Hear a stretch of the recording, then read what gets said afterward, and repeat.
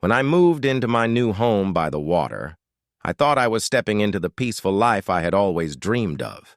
For years, I had worked hard, saved carefully, and finally managed to purchase the kind of place I had pictured in my mind during late nights at the office. A quiet waterfront property with a view of the lake that looked like something pulled out of a postcard. The small house itself wasn't flashy, but it had one feature that made it priceless to me: its private pier that stretched out into the water. That pier represented more than wood and nails.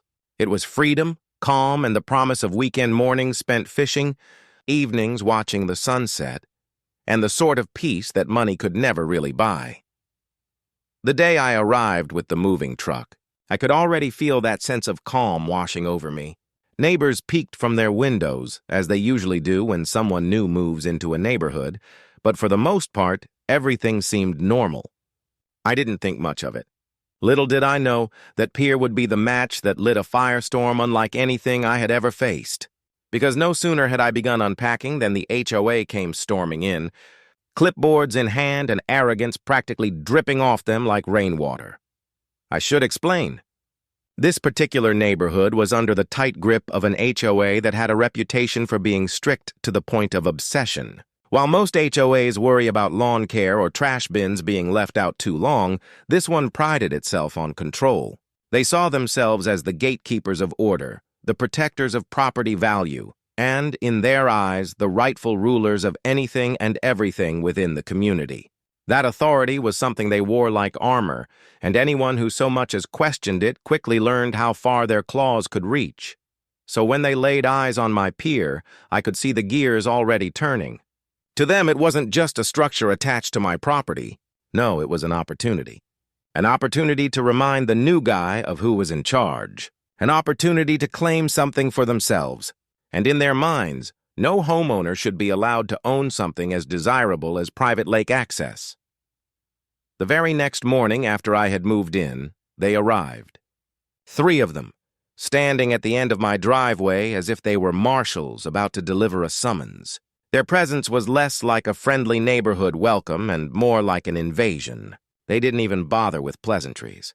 Their eyes went straight past me and locked onto the pier, and I could almost feel the judgment rolling off them. It wasn't long before I learned the phrase that would define the next few months of my life. That pier doesn't belong to you. It belongs to the community. Of course, they didn't know the truth.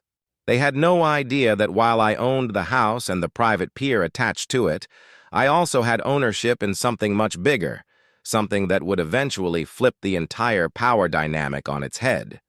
Because behind their backs, without them ever realizing it, I also happened to own the marina that serviced this very lake. The same marina that the HOA itself relied on for community events, resident boat slips, and even emergency services during storms. But I wasn't about to reveal that trump card on the first day. No, at that moment I simply listened. Their tone was clipped, their words sharp, and their intent was clear. They wanted the pier under their control, and they wanted it immediately. I was told, in no uncertain terms, that private access to the lake was not allowed in this neighborhood, despite the fact that my deed explicitly included the pier as part of the property. They insisted that it had been a clerical mistake, a misunderstanding, and that the pier was to be transferred under HOA jurisdiction. Their arrogance was astounding, as though they could simply decide to take away something that didn't belong to them and reassign it as they saw fit. I stood on the lawn, watching them gesturing toward the water like they were already making plans, already imagining HOA barbecues and fishing tournaments on what they now considered their pier. It didn't matter to them that I had just moved in, or that I had bought the property fair and square. To them, rules weren't about fairness, they were about control. And in their eyes, I was just another homeowner they could push around. But what they didn't realize was that I was not the kind of person who would bow to their demands. Years of hard work had taught me the value of standing firm, of fighting for what was rightfully mine, and of not letting bullies dictate the course of my life. I may have been the new face in the neighborhood, but I was far from defenseless. Still, I knew the game I was playing.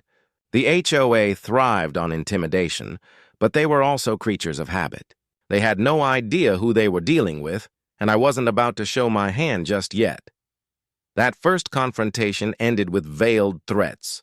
They warned me about consequences if I didn't comply, hinted at fines and legal action, and assured me that the HOA always wins. Then, with a final glare, they left, no doubt convinced that they had shaken me enough to reconsider. What they didn't know was that the storm they had just unleashed was only beginning, and it would be one they couldn't possibly control.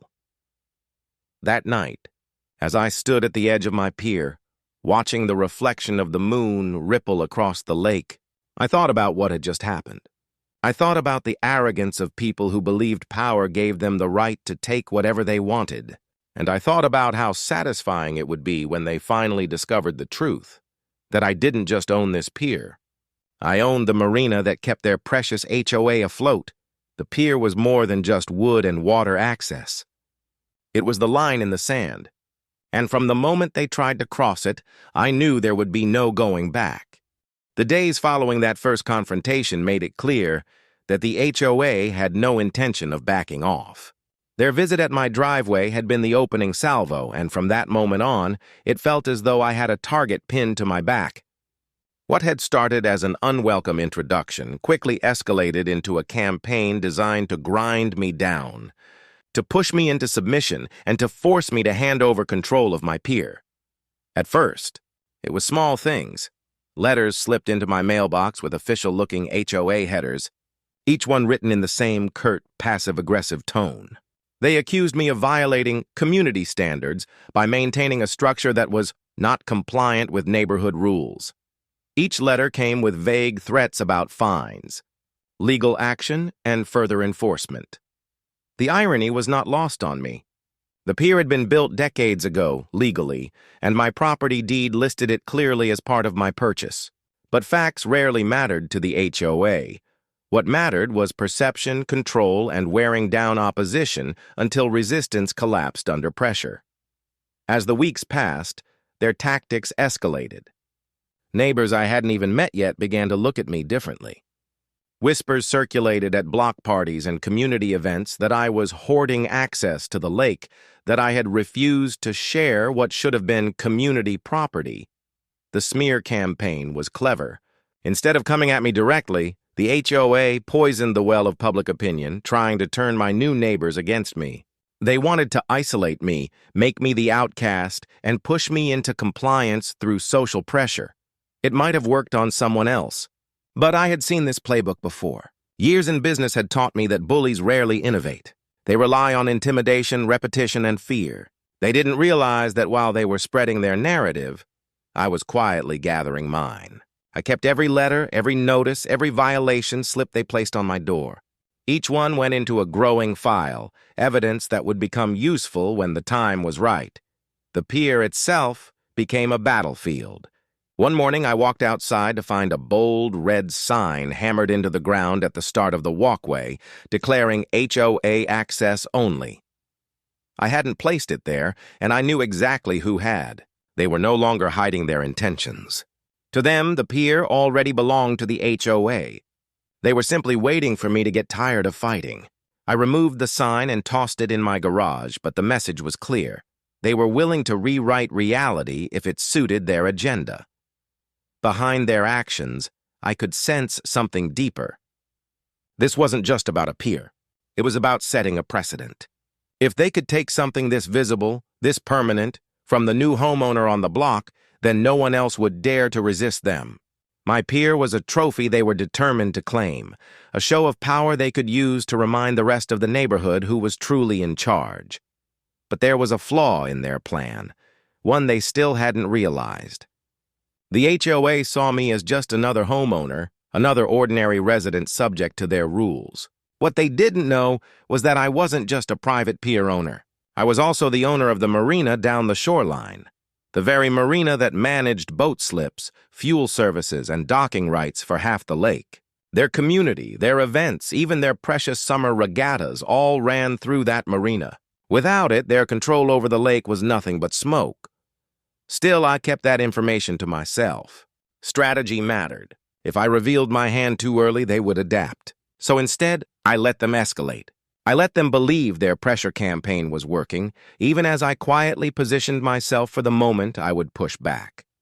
It wasn't long before their tactics grew more aggressive. One morning, I woke to find orange stickers plastered to my mailbox, declaring my Pier unauthorized construction.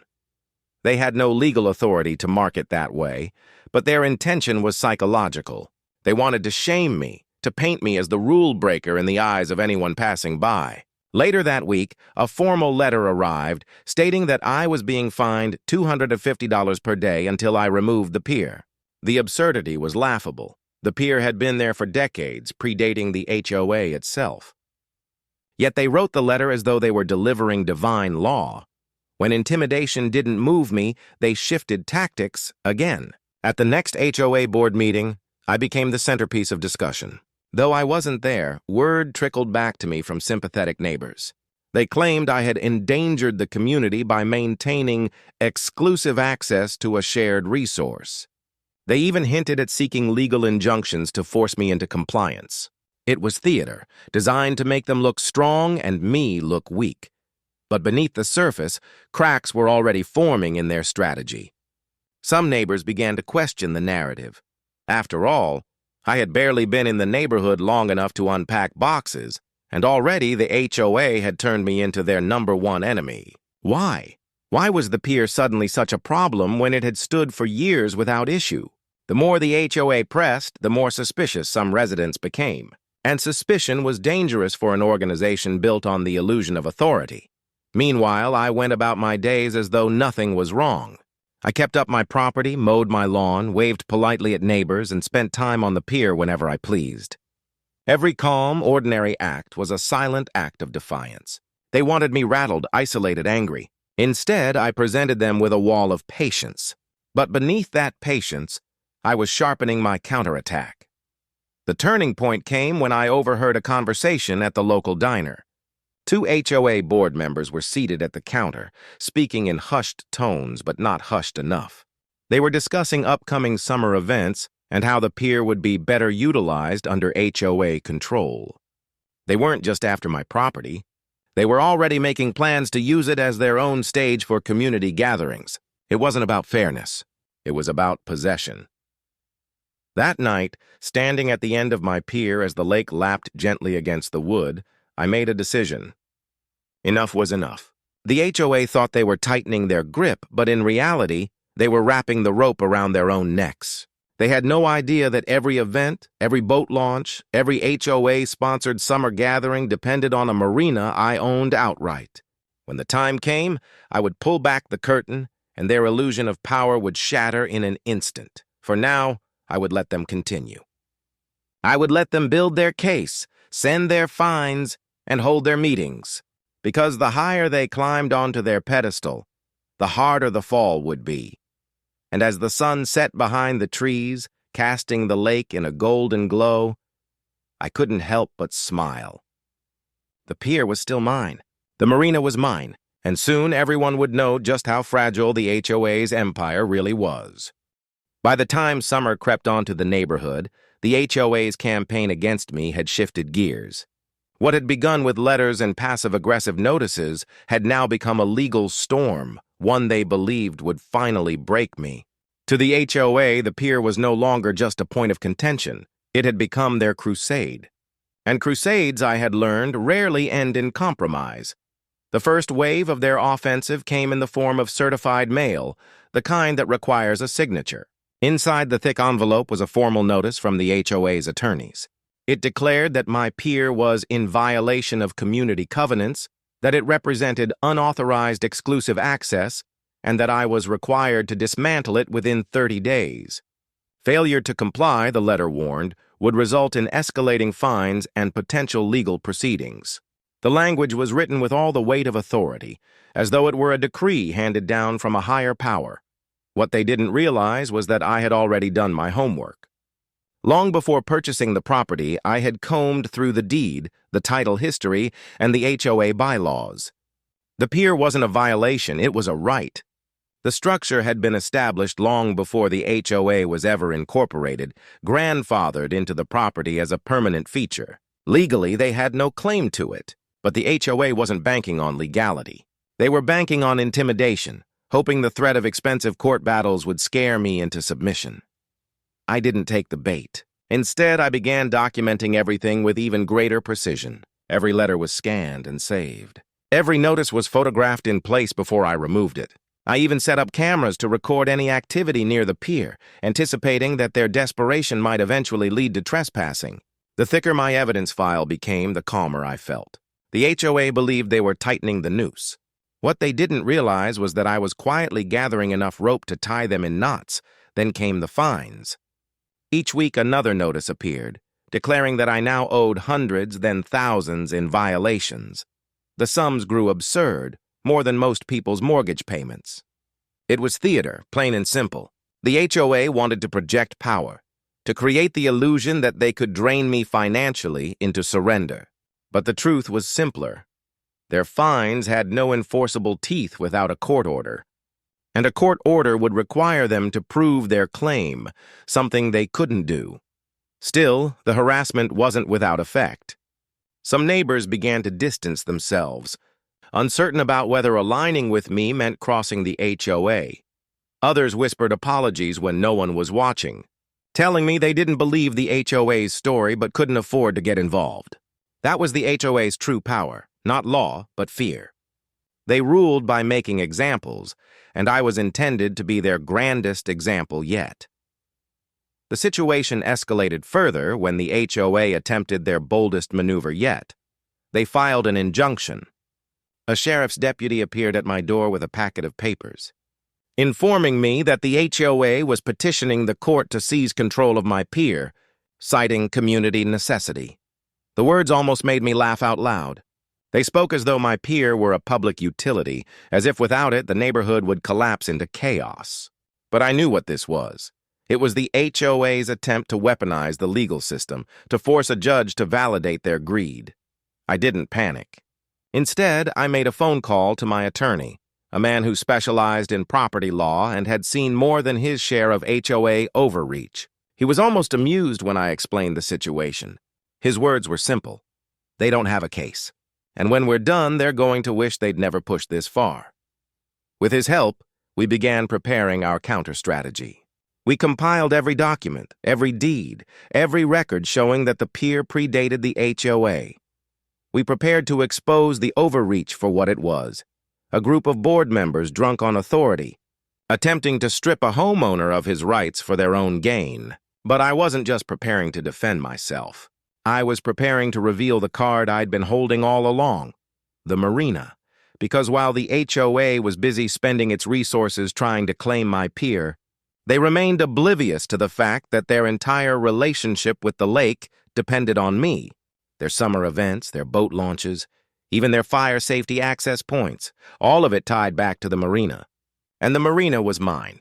It wasn't listed in my home purchase. It wasn't connected to my deed. It was a separate acquisition I'd made months earlier, a quiet investment I had folded into my portfolio without fanfare. To the HOA, I was just another homeowner.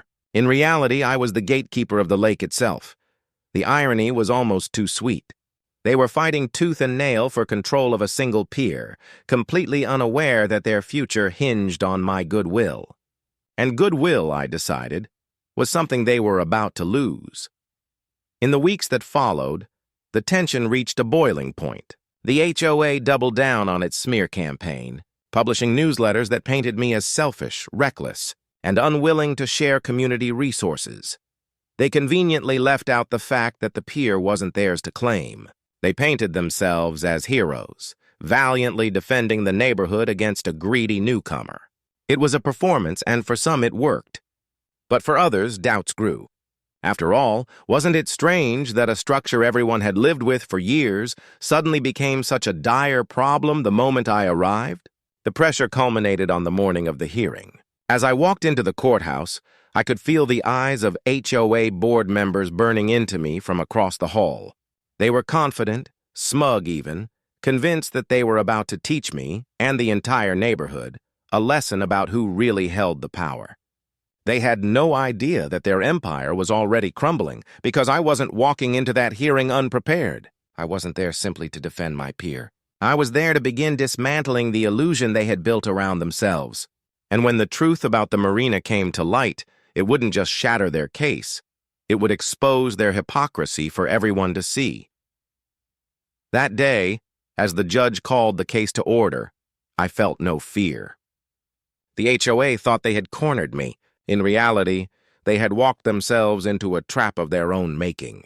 The pier was mine. The evidence was airtight.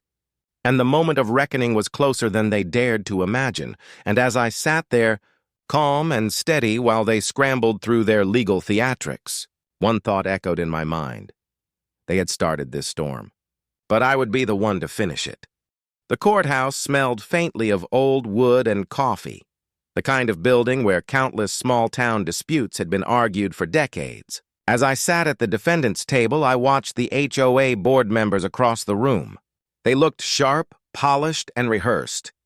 Clipboards, binders, and legal pads were stacked high, as though the sheer volume of paper could substitute for actual evidence. Their attorney sat among them, whispering last-minute strategies, while the board president adjusted her blazer like a general preparing for battle. The judge, a man with salt-and-pepper hair and a reputation for fairness, entered the courtroom. Everyone rose, the ritual marking the start of a fight the HOA thought they had already won. To them, this was a formality. They had bullied dozens of homeowners before. Why should this be any different? But what they didn't know was that this case was not going to end the way their others had. The HOA's attorney opened with flair, painting me as a selfish individual who had moved into the neighborhood and immediately thumbed my nose at the rules. He described the pier as unauthorized, exclusive, and damaging to community harmony. His words dripped with indignation, designed to sway not just the judge, but anyone who might one day read the transcript. He even produced photographs of my pier, enlarged and dramatic, as though the very sight of wooden planks stretching into the water was an affront to civilization. But when the time came to present actual proof, legal documents, covenants or restrictions, they had nothing. The attorney danced around the issue, waving community bylaws that had been written decades after the pier was constructed. He argued that common sense dictated the pier should be communal, even if the law didn't say so outright. It was a performance, one built on bluster rather than foundation. Then it was our turn. My attorney stood calmly, almost casually, and began laying out the facts. He started with the deed, the black and white proof that my pier was included in my property purchase, listed as part of the land itself. He presented historical records showing the pier's construction long before the HOA had ever existed. He explained with meticulous clarity that the HOA's bylaws had no jurisdiction over pre-existing structures, and therefore their entire case was built on sand. The judge listened intently, his expression unreadable, but his pen scribbling notes at a steady pace. For the first time, I saw the HOA board members shift in their seats, the confidence draining slightly from their faces. They had expected resistance, perhaps a shaky defense, but they hadn't expected precision. Then came the evidence I had been quietly gathering for months. My attorney presented the stack of letters, notices, and fines I had received, each one exaggerated, unlawful, and dripping with intimidation. The judge flipped through them with a frown, his brow furrowing deeper with every page. We showed the photos of red stickers plastered on my mailbox, the unauthorized HOA access-only sign hammered into my yard, the weekly harassment disguised as official business. Piece by piece, we dismantled not just their legal argument, but their credibility. By the time my attorney rested our case, the room felt different. The HOA's smugness had thinned, their bravado punctured. But I wasn't finished. Because while the pier was the centerpiece of the dispute, it wasn't the heart of the story. No, the heart of the story lay just down the shoreline, in the Marina. I didn't reveal it outright in court that day. Timing mattered, and the courtroom was not the place for the final blow. But seeds could be planted. As my attorney wrapped up, he made a subtle point. Your Honor, this is not just about one man's pier. This is about the extent to which an HOA believes it can reach beyond its lawful authority. It is about whether control outweighs ownership. And it is about what happens when those who claim to protect a community instead attempt to exploit it for their own gain. The words hung in the air, heavier than the HOA expected. The judge nodded slowly, clearly unimpressed by the plaintiff's overreach. He announced that he would review the evidence carefully and deliver a ruling in the coming weeks. With that, the gavel struck and the session ended. The HOA members left the courtroom stiff and silent, their earlier confidence replaced with tight-lipped frustration. I could almost see the thoughts racing through their heads. How had their iron grip slipped? How had the newcomer stood against them without breaking? They had built their empire on intimidation, but now they were beginning to realize it might not be enough. As for me, I walked out calm, almost serene. The pier was safe for now, the legal tide turning in my favor. But more importantly, I had seen the first cracks appear in their facade. The board members avoided eye contact with each other, their unity strained. And unity was the glue that held HOAs together. Without it, even the most arrogant regimes crumble. That evening, back at my pier, I leaned against the railing and thought about the path ahead. The HOA wouldn't stop. They couldn't. To back down now would be to admit defeat, something their pride would never allow. No, they would double down, escalate in ways I hadn't yet seen. They would try to claw back control by any means necessary, because to them this wasn't about a pier anymore. It was about power. But I had power too, more than they realized. And soon I would show them just how fragile their dominion really was. The Marina sat quietly down the shoreline, lights twinkling as boats rocked gently in their slips. Every HOA event, every gathering, every ounce of their influence over the lake passed through those docks. They still believed they held all the cards, but the truth was simple. I owned the table they were playing at. The hearing had been a skirmish. The real war was still coming. And when the HOA finally overplayed its hand, I would be ready to reveal the truth that would end their reign once and for all. The courthouse walls may have closed for the day, but the HOA's battle was far from over. If anything, losing face in front of the judge only sharpened their desperation. By the time I drove back home, I could already sense the storm gathering. Neighbors lingered outside longer than usual, whispering in low tones. A couple of the board members' spouses stood on their lawns, glaring at me as though I'd personally offended them by defending what was mine. That week, the harassment escalated in ways that were almost theatrical. New violation notices appeared, citing infractions so absurd they bordered on comedy. One accused me of excessive use of outdoor lighting, though I had a single bulb on the pier to keep the path visible at night. Another claimed I had unauthorized decorative structures, referring to a wooden bench that had been there long before I moved in. They were throwing darts at a board, hoping something would stick. But what unsettled me wasn't the paper notices. It was the presence. HOA members began patrolling the neighborhood like guards, clipboards in hand, stopping near my property for long stretches. They'd stand at the edge of my pier, whispering among themselves, jotting notes as if they were inspectors. It wasn't subtle. It was intimidation by design. One evening, as the sun dipped low, I walked out to the pier and caught two board members leaning against the posts, peering into the water.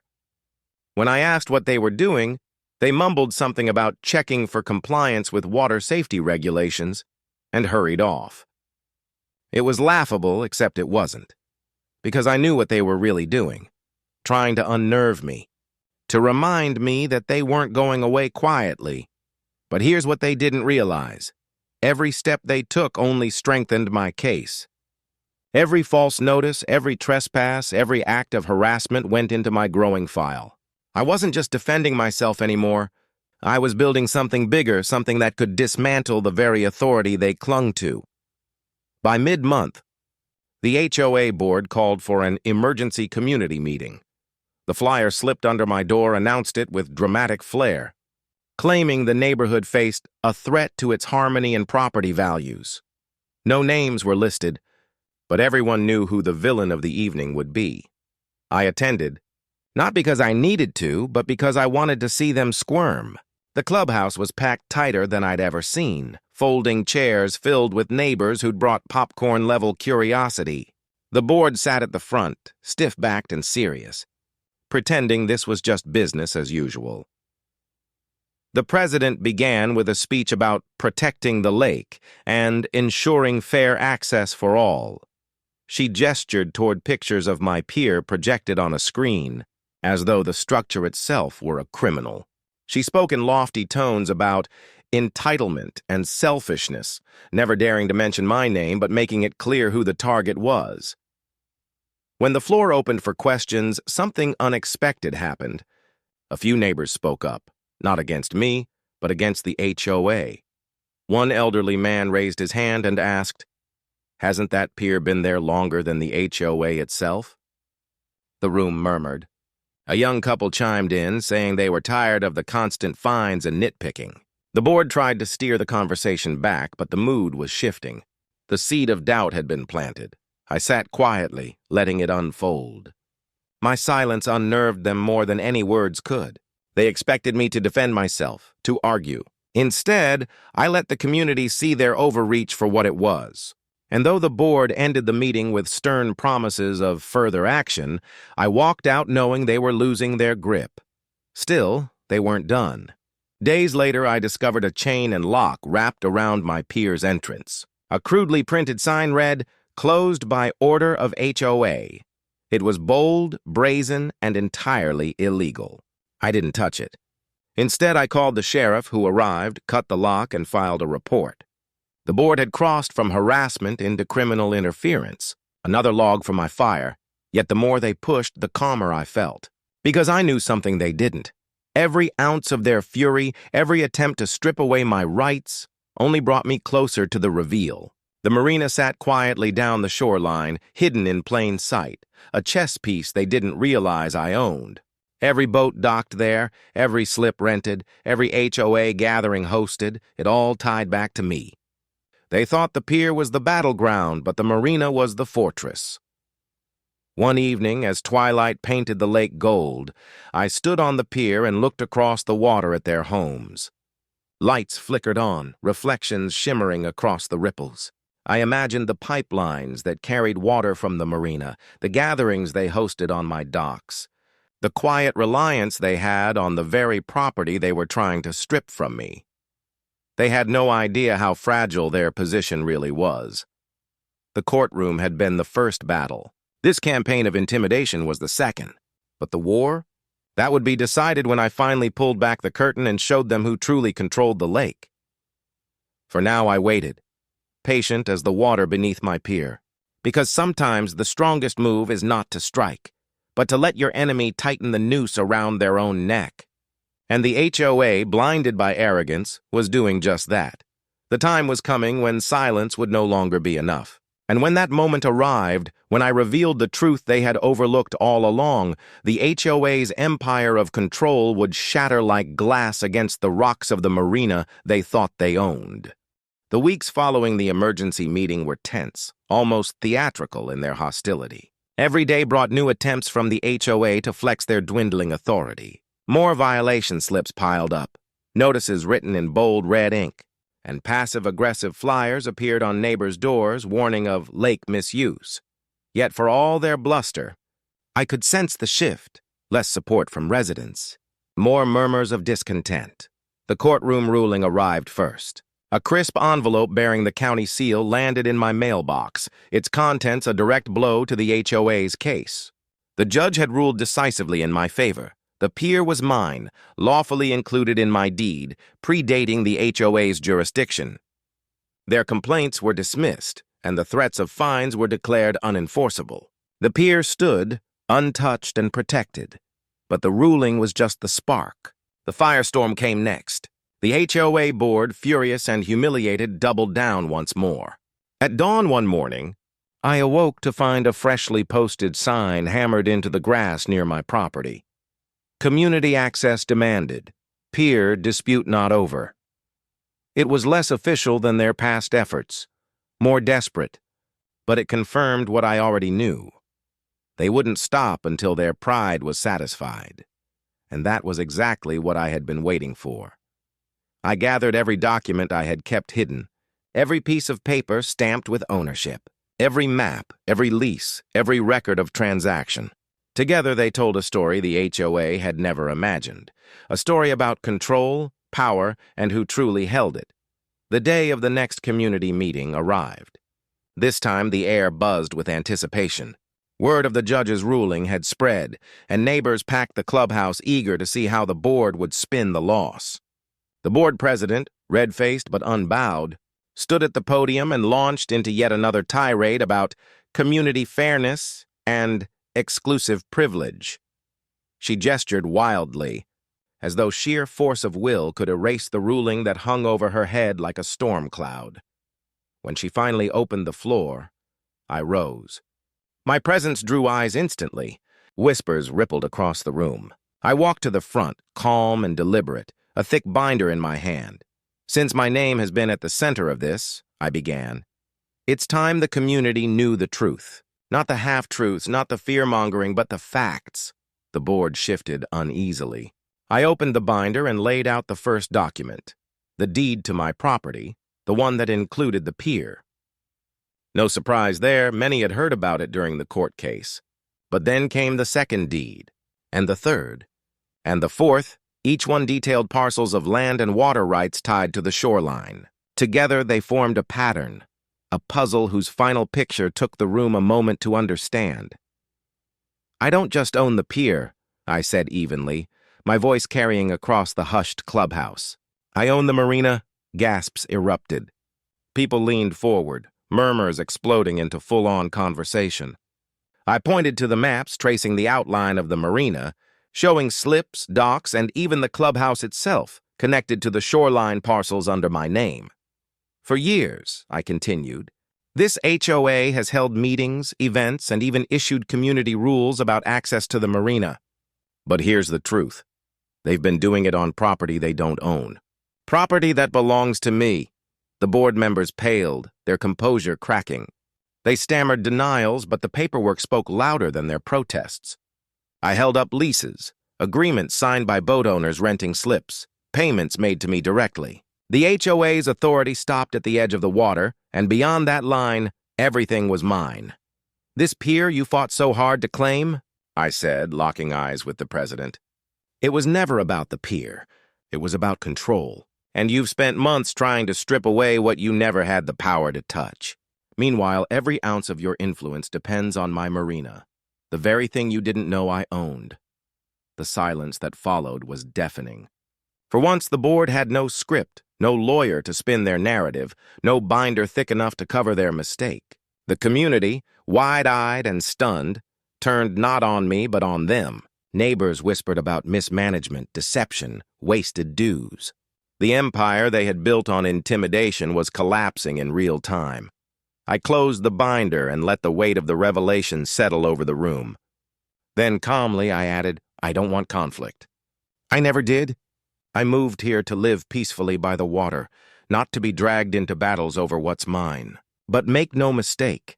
The next time this board tries to overreach, the next time they forget where their authority ends, I won't just defend my pier. I'll remind them who owns the ground they're standing on. The meeting ended in chaos. Some neighbors applauded me openly, grateful someone had finally stood up to the board. Others stormed out, embarrassed to have supported the HOA's crusade. The board members retreated into a huddle, their whispers frantic, their unity cracking like glass under pressure. That night, I sat on my pier and watched the lights of the marina twinkle across the water. Boats bobbed gently, their masts silhouetted against the starlit sky. The lake was quiet again, but it wasn't the same quiet as before. It was the quiet of victory, of truth laid bare, of control restored to its rightful owner.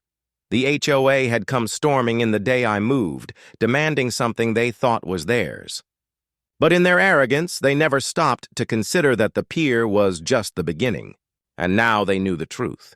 They had tried to seize what belonged to me, not realizing their entire operation floated on my property all along. The war was over, and the lake was mine. If you enjoyed this story, make sure to subscribe, like, and share for more HOA drama, wild Karen encounters, and unbelievable neighborhood stories. Your support helps us bring even more incredible tales to life, so don't miss the next one.